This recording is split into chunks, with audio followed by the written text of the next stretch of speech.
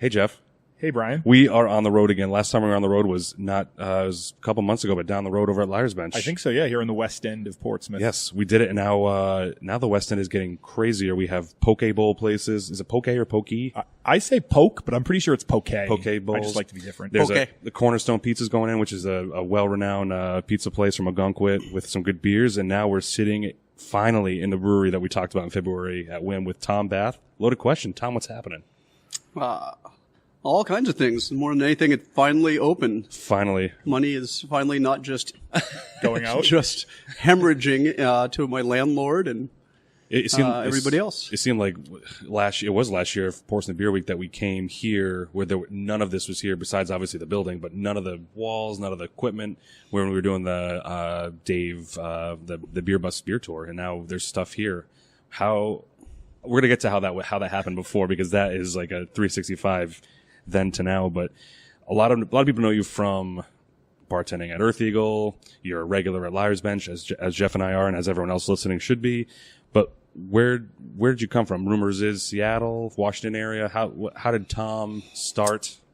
How did he get here? So I have family ties to New England, and my dad was in the Navy. Went to high school in Maine. Ended up in the Seattle area where I was for 23 years. All right. I moved out there in the early 90s. Craft beer scene was already fairly big. There were 10 breweries, and so I started drinking craft beer probably in 93 or so. All right. And a couple years later, I had a friend that was brewing beer, and I was like, holy shit, you can make beer? I was just blown away by that fact. So it wasn't too long after I started brewing in 95, and I just kept doing it. And ended up back up this way for a job in New England. I'd always kind of missed New England, and so when the chance came to take a job out here, I had jumped at it. But as many things are in life, grass is always greener. Unexpected things come up.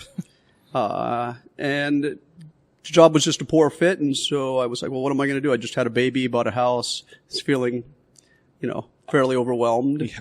And my wife told me, well, you should open a brewery. And I asked her if I could get that in writing, because it seemed like a terrible idea. If you have a significant other that says that, always take it on their word. Yeah. So strong ties to New England, but yes, the rumors are true. I was in Seattle for what kind of years. What was the beer scene like in Seattle? You said 10 breweries, but was Pike around then, or like what breweries were you kind of drinking from over in the West Coast?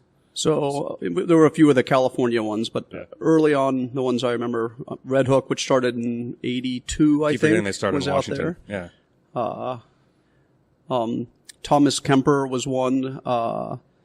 Pyramid, Hales Ales, Spurt Grant, I think what may have been the second craft brewery in the United States, and then he died, and his brewery died with him, sadly.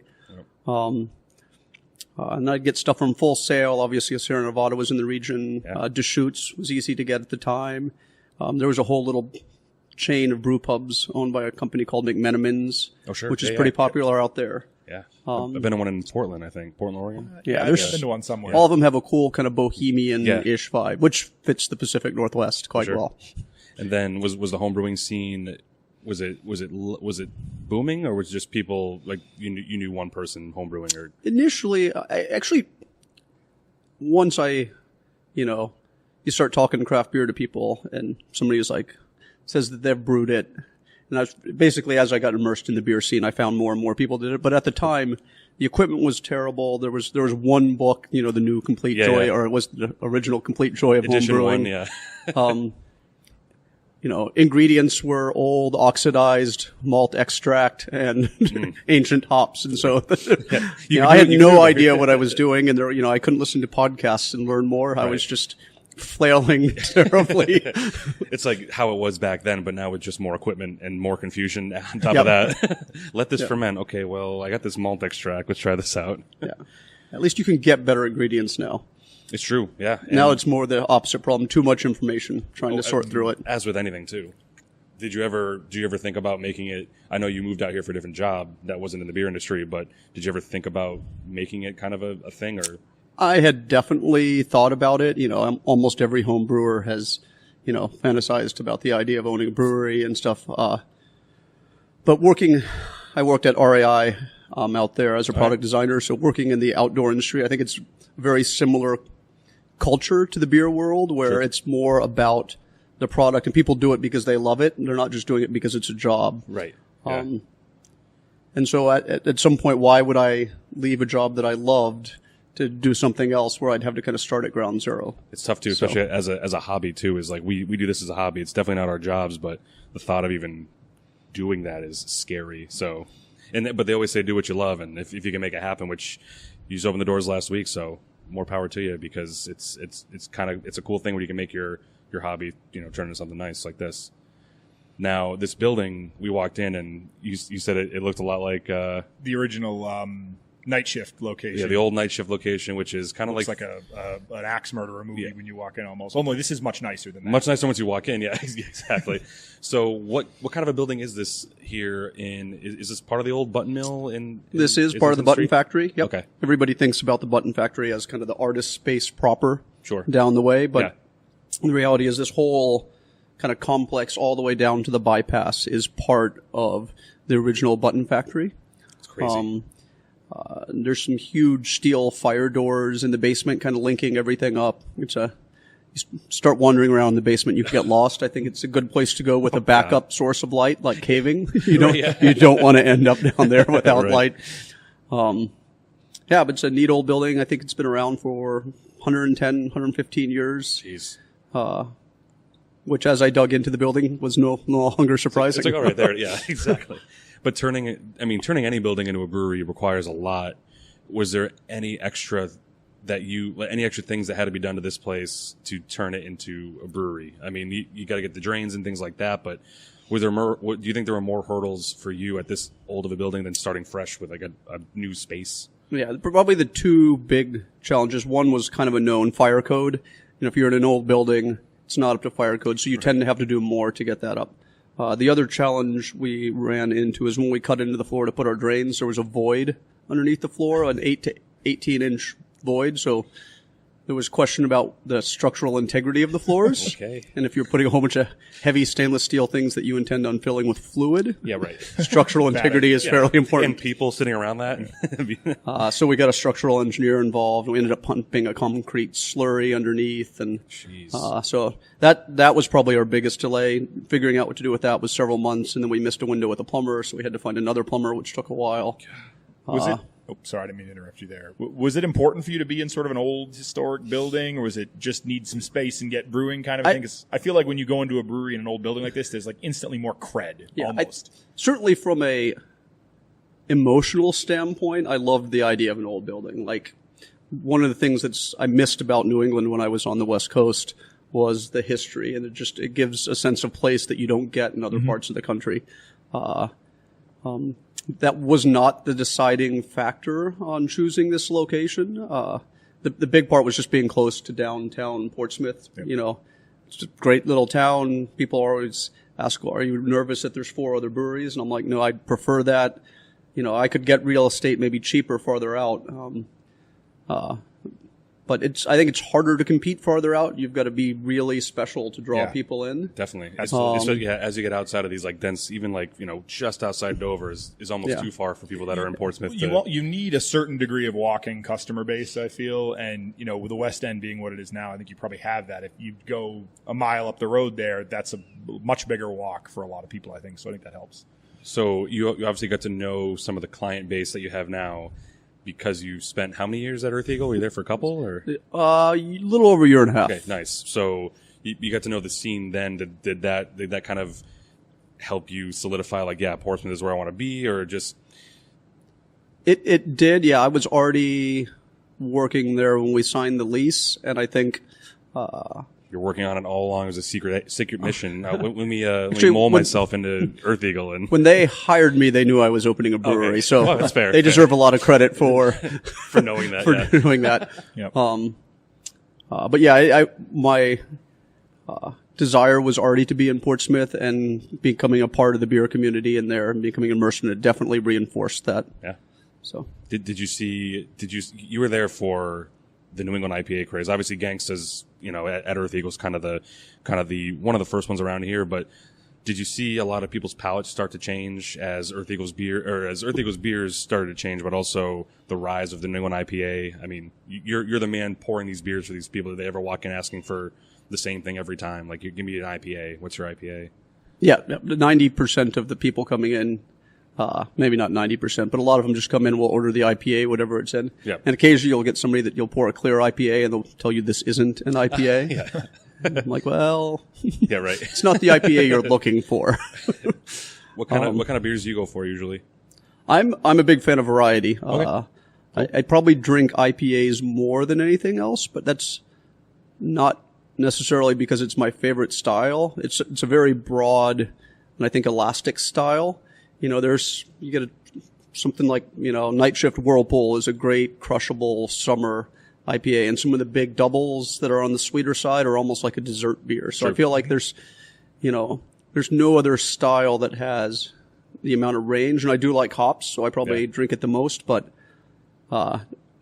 variety is the spice of life, and I think one of the things that makes the beer world interesting. Yeah, we just had a triple IPA, which is the first time in a while when we were homebrewing. Was it Castle Island? It was? Yeah. Yeah, I think so. So it was interesting having it doesn't have to be hazy, but also like on to your end, it can be sweet because it's triple IPA. And I just had a West Coast IPA from Chapel in Maine, which was very nice and refreshing to have another IPA that's not labeled New England or doesn't taste anything like it. So it's nice to see those styles coming back around, which leads me to the beer that I'm drinking. It's East-West Coast IPA, but it's the Too Notorious. Give us a little bit about this beer. What's East-West about it?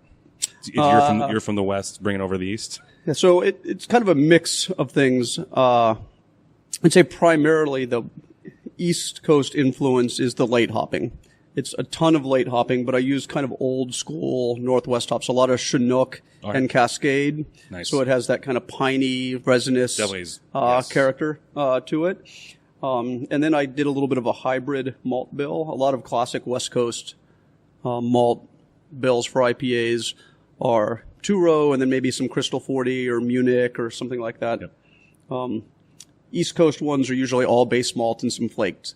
So I still went kind of West Coast, but I reduced the percentages a lot. So the color's a little darker than like a classic New England IPA. But it's still, it's not the hazy but juice that you see. not orange. But it also doesn't look like Stone or Lagunitas, which are, by modern standards, color-wise, they're an amber. Right.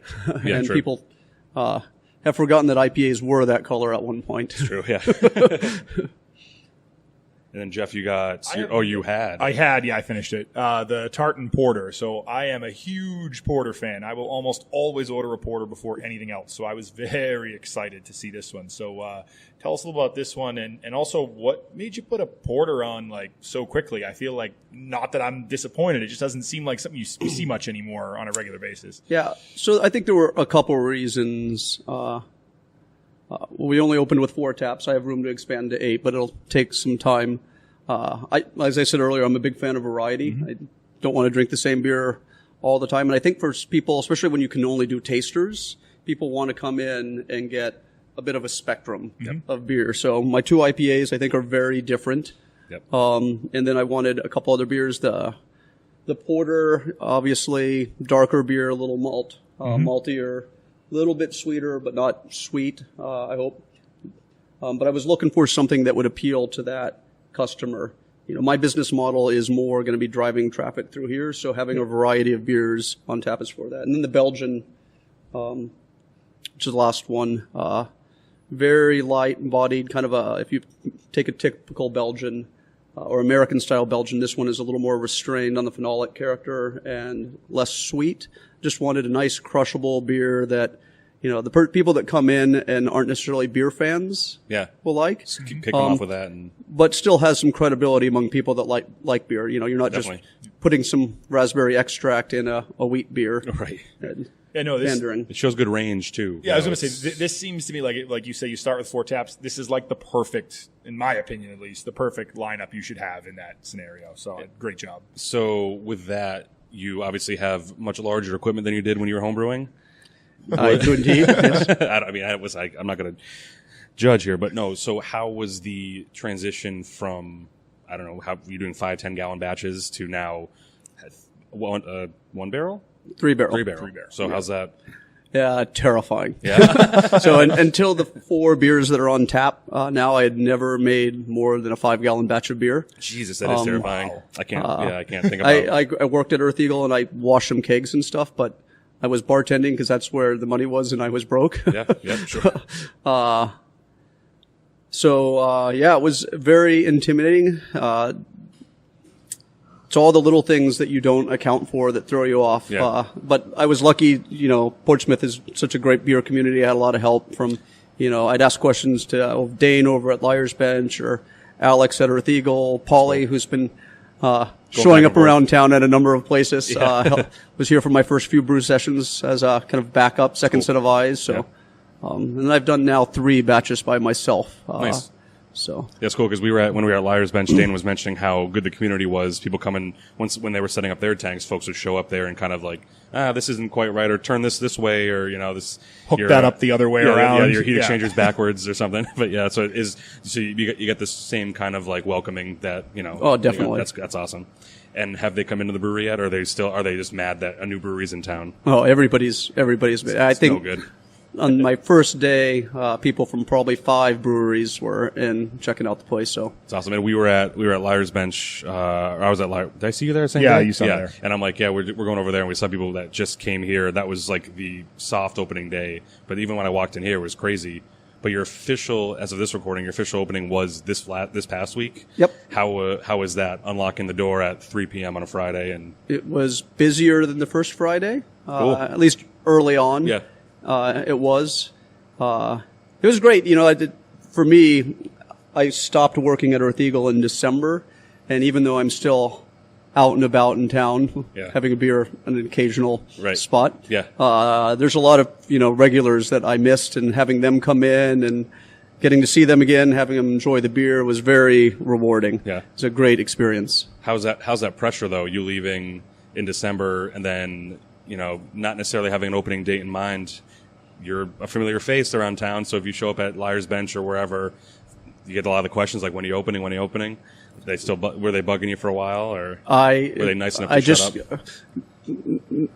I don't think they knew it was bothering me, or if they did, they were still curious. Right, yeah. If I was in their shoes, I would have asked. Yeah. I just kind of, came to terms with the fact that I was going to have to tell the same story over and over again. And, how can you be mad? Like, people are just excited they want to come have beer. Oh, totally. And there's no reason to let that bother you. Yeah, I mean, I especially as we were talking about in Portsmouth, there's still that little bit of added pressure to open up in such a high volume craft brewery town. And I don't know if there's any. I know there's a couple opening in Dover, so the Seacoast is still going to get bigger with breweries, but it's still going to be stressful opening up a brewery where there's already a bunch. But, yeah. So, where'd the name come from? Loaded question. It seems quite unique. Yeah. Maybe that is a loaded question in and of itself. It is after a few more beers when you are actually loaded. So we thought of a whole bunch of things, but there's so many little craft breweries now. You start looking around, you start Googling things, you're like, oh, that's taken. And it kind of evolved around the idea of if you sit around with other people that brew, after a few beers, you start asking questions about beer. What's your favorite beer? Or, what happens if you made a typical IPA but used a Hefeweizen yeast? Yeah. You just start throwing things out there, and it becomes kind of this long laundry list of things you want to do, experiments you want to do as a brewer. And I think that's one of the reasons the name resonated with me, because I think as a brand, one of the things we want to do is rotate beers, change, do little experiments, let customers kind of learn. I want to have a smash series at some point once I get another couple taps on. Yeah. I think it's something that people are curious about, and giving them an opportunity to learn a little more about beer as I learn more about beer. That's cool. And you currently only do tasters because you don't have food. Yep. Here's a loaded question.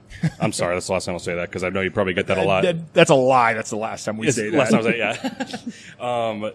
Do you have any plans on implementing the required food elements that will allow you to pour larger pours? We do. We've already built a kitchen that's in place. Cool.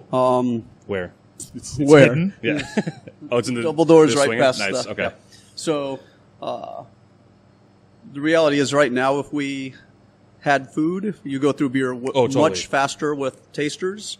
Sure. So until our plan is, as we get a little more stock of beer, to add a couple days of the week, and then add pints as well. Nice. And then hopefully add more tap lines as well. And you do growlers as well right now. Do you do both sizes, small and big? Right now, we're just doing the small side Small guys. because I'm paranoid about running out. Absolutely, yeah. But you have awesome growler bags too. Was that like REI inspired, like a kind of a way It was to take beer actually a coworker from REI outdoors? It was pretty awesome. that is no longer there and started a company making, basically it's a dry bag that's insulated with the reflective on the inside. It's awesome. And he started making them. I have one at home that I just use for lunch and was like, stuff. I don't even use it for a growler It's most of the it's a time. heck of a lunch bag too, because I took it home like, I mean, it can hold a growler, but I'm going to use this for a bunch of other stuff too, or like a good 6-pack or something. That's awesome. But it's a good. You already got merch going on here, but yeah, it's awesome. I mean, you've only been open a week, but what other recipes are formulating in your mind of things you want to do? Because right now, you mentioned you got a Belgian ale, porter, IPA, and a double IPA. Are you going to work on tweaking those, or kind of maybe tossing in a new recipe here and there? Or? A little bit of both. So I got 3 things in fermenters right now. I'm going to brew tomorrow. I'm going to brew the double IPA, the Sparkle Toes. Yeah. Again tomorrow. I made the Belgian again, but a little bit bigger version of it. Mm-hmm. And then I have 2 IPAs in. One which is kind of a hybrid between the 2 Notorious. It's that malt bill and yeast bill. Yep. With the hop bill from the Sparkle Toes. Oh, cool. And then another one, which is kind of a session New England style. It'll be a little cloudier than my IPAs typically are. But again, I don't see any reason to discriminate. Variety's fun. Yeah, that's right. It's fine, yeah. Have you gotten that one customer yet that doesn't see the words New England IPA and just walk out? Not yet. It's a matter of time. Yeah, no, for sure, yeah. It doesn't say New England somewhere. Well, you're in New England. Just drink this IPA. Yeah, it doesn't seem like it's just a qualifier. No, not at all. So obviously, you said that being a member of the local beer community had a lot of help from some of the local brewers. What's the best piece of advice that you got from the guys around here that proved to be useful, kind of a thing that was like important? Other than don't screw up. And mention their names too. There's so many useful things. It's hard to narrow it down. Most of the advice, and I won't mention names on this, but was how to deal with the bureaucracy of opening.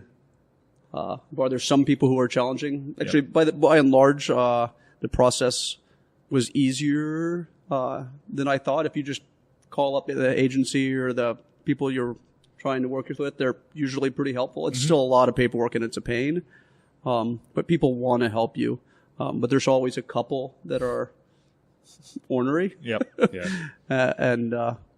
Is it still a state thing? I mean, do you feel like some of the setbacks you had were from the state still trying to accept breweries as a business? Because I still feel, and I went to a talk in Concord a couple weeks ago just about the NHBA trying to convince the state that it is a $350 million business, in the last year, and it's a viable business. But did you get any setbacks that were like, well, the state still kind of has some growing pains here? I didn't feel that way, and I think it's because the tide is just now really starting to turn. Okay, that's good news then. I hope that's the case. Maybe it's wishful thinking on my part, but the state was, when I went up to get my license, they were quick. I got the impression that they wanted me to open as soon as they could get me open. So Nice. They wanted that tax revenue, I'm sure. That may have been part of the incentive for them. Do you think that some of the historical difficulties, I would say, in this part of the country with opening a brewery or operating a brewery are why the West Coast is so far or was so far ahead of us? I mean, coming from Seattle, you saw that in 93, we probably had 2 breweries here? Yeah, and we probably didn't have 10 in New England. Right. So is that sort of part of the problem, or what else would you attribute to the West Coast? I think there's definitely two parts of it. Partially cultural, and part of it is the legal. I mean, there's no doubt the law's out there. There's no 3-tier system in Washington. You can brew, distribute, sell, self-distribute, whatever you want, really. You can fill Let's pack it growlers. up. Let's go. Go Back ahead. it up. Yeah, right. Yeah. You can fill growlers at the gas station. It doesn't have to be the growler from the brewery. There's just Lawless. it is lawless, the Wild West. Yes. It's- And it's not the only thing that's legal out there anymore. Right, yeah, In Although due it's time. It's not illegal here yet, but it's not legal. In due time. The other thing is cultural. One of the things I like about New England, as I mentioned earlier, is like the history and tradition, the sense of place, but it can limit you a little bit. So much of New England, this is the way it's been.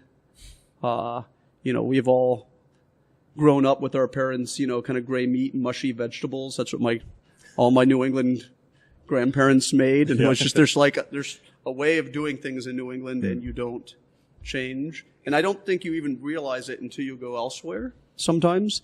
And then you get out there and you can redefine yourself. I think there is that kind of symbolic, that classic story of people going out west and redefining themselves. Right. It's a little more real than I think I realized it was. You don't realize how much, and it's not just going out west. It's getting away from wherever you grew up, because wherever you grow up, you're tied to a certain history and tradition, which usually has a lot of wonderful things about it, but it could also limit you. So.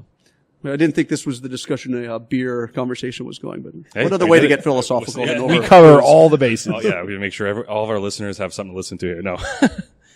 But, so kind of we've already mentioned how Portsmouth is still kind of, it's a welcoming community with, for breweries. And as you mentioned, some a little farther out have some more work to do if they want to bring people to their breweries. That said, do you see, kind of more in a general sense, do you see the bubbles growing, almost bursting? And I'll start out smaller by saying the state. Do you think New Hampshire has enough breweries, can use more? As someone who's seen probably brewers, come and go. I think that the business model that's going to be most successful if you're starting one is changing. 5-10 years ago, it was kind of a void, and if you started it, you could grow pretty quick. True. I think distribution is getting tough. Shelf space is hard to come by. So if you want to open a brewery, I think there's still room in the market. It's tough to say how much room. I think that's going to depend on how much we can steal business from AB InBev. True. How much of that market shifts. And they're so cooperative, those guys, as we see with the Stone stuff going on recently. But I think, the thing that's really changed is the business model that you need to be successful. I think there's going to be a mid-size that's going to be really hard to survive in. I think being huge, great economies of scale, or being really small, hyper-local is a big thing. Yeah. The mid-size is going to be tougher to compete in. And the thing I don't pretend to have any idea of what is mid-size. I don't know kind of like what production size that is. And it might be different in different parts of the country. Yeah, you can only base it on what you know, really. So, yeah. I mean, and it's true. Like the hyper-local thing, even though it's always been there. The hyper-local stuff's always been there, but past couple of years has been this shift that way. I mean, we talked about Smutty Nose, which I guess you can call mid-size. It's still large. They were. I guess I would call them regional, right? Since they Yeah, weren't regional quite brewery. the whole country. So that, and obviously Green Flash, obviously being in 50 states at one point, kind of seeing that go. The turn to hyper-local is good. I think that as more breweries come and as more good breweries show up, a lot of the beer drinkers' palates change and they get smarter. Mm-hmm. So I think it'll be harder for a lot of breweries to open, like kind of like what you said, just filling the void of no brewery, because there can be a brewery that opens up where there's bad beer, but now a lot of palates are changing and they know that this is bad beer. So that might, to me, I think that might burst a bubble, but it just might get rid of some of the riffraff that I think you also have sort of beer tourism. I think it's sort of become a thing, and I think that helps. Now they can let's go weekend in New Hampshire and hit 20 breweries. That's sort of an attractive thing. And so I think once you start to build up a critical mass that can draw that, and you get the rest of them in. And we've said on the show many times that I think using the terms hyper-local, like in our opinion, is the future. The big is going to be here, and the mediums, a couple may jump to big, a couple may fall back, but the bulk of this business is going to be hyper-local. So seeing Smutty Nose go through what they went with in Green Flash, did this is all while you're building this brewery, all this stuff happening. Did that kind of make you say, well, or I mean, I thought about it because if you don't give a little pause and think about stuff, you're oh right, yeah, you're We're not going to end rational. up that way, yeah. It didn't concern me too much. I thought pretty long about our business plan, and their business model is very different than mine, and so made me still feel okay about it. But there, of course, there's still moments of distress. One of the HVAC guys in here one day didn't know I was in here, and I was around the corner. And he said something about, this guy's an idiot opening a brewery right next to an auto shop, and this place is going to fail. I can't believe he just blew his life savings. And I went to bed feeling sick that night. Oh, man. Wife's wondering why you're crying. It's great. Today was a great day. But it's not a one-man show here. You have business partner and things like that. So you have the right balance of brewing experience and also business experience with it. I think a lot of breweries, even to this day, don't have one or the other. It's either one or the other. Some of the other. You can tell when you walk into them too, usually which one is overrepresented. It's like, wow, this place is nice, but the beer tastes bad. That kind of thing. Yeah, I'm lucky to have Ben as a business partner. I mean, he's lots of business knowledge. I mean, he's a MBA from like Carnegie Mellon, which isn't exactly a crappy school. No. And I think he went to Georgetown as well. He was here slinging beers day one when I was here, so he gets in it. And I was lucky in my experience at RAI. I worked at retail for a while, but I ended up at headquarters. I was a product designer, and so it introduces you to things like, product assortment and branding. It also teaches you, like, there's a difference between art and design. Art's when you make something for yourself. Design's when you make it for your customer. And so there's, I think, a balance when you're brewing beer. Right.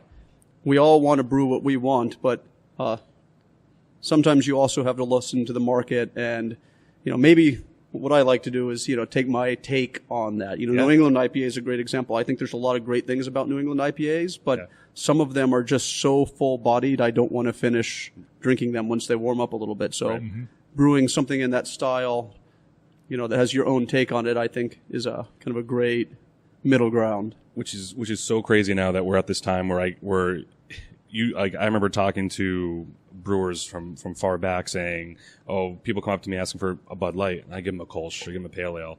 Now they're coming to you asking for a New England IPA. And it's like, well, try this too notorious West Coast. Like again, going back to how the palates have changed. It's just it's crazy how what the new gateway beer is now completely different than what it was. I mean, obviously, I still think there are plenty of people that will go for the Belgian Ale number one because you should start light.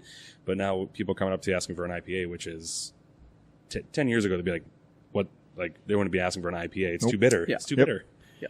The modern IPA, where we've shifted more to the flavor and aroma of hops, is a much easier gateway beer than the classic one, without question.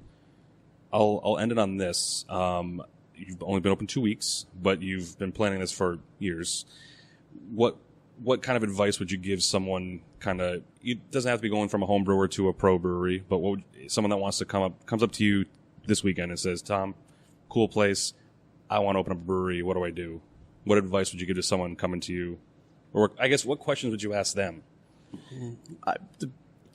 From a practical standpoint, this isn't the exciting stuff, but I'd ask them about a business plan. Yes. So, you should have a really solid business plan that goes everything from, recipes to your size, where you think your profit's going to come from.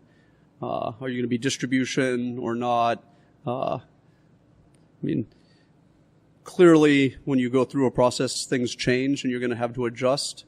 But answering all those little questions, it's easy to be really excited about it. Definitely. I felt like I was pretty informed, given who my business partner is and my background.